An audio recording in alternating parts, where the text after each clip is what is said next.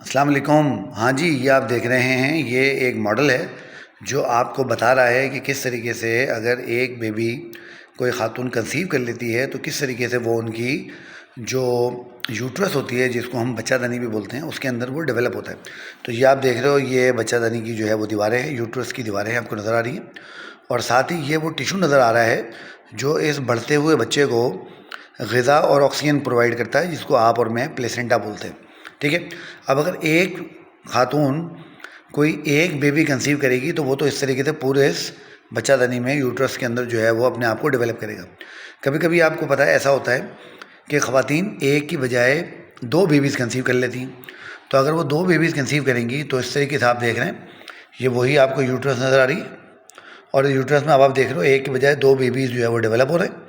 और इसमें यही वो प्लेसेंटा है जो इनको फूड, ऑक्सीजन और नरिशमेंट प्रोवाइड कर रहा है। यकीनन इन दोनों बच्चों को उतनी नरिशमेंट नहीं मिलेगी जितनी इस एक बच्चे को मिलेगी, बट आप जानते हैं ये दोनों बच्चे भी सही तरह डेवलप होंगे और बिल्कुल हेल्दी होंगे और अच्छे होंगे। और इस तरीके से ये दोनों जो है एक साथ एक ही जगह पर डेवलप हो जाएंगे। अब यहाँ पर आपको नज़र आ रहा है, ये इनकी अम्बिलिकल कॉर्ड है जिसको हम अमल नाल बोलते हैं।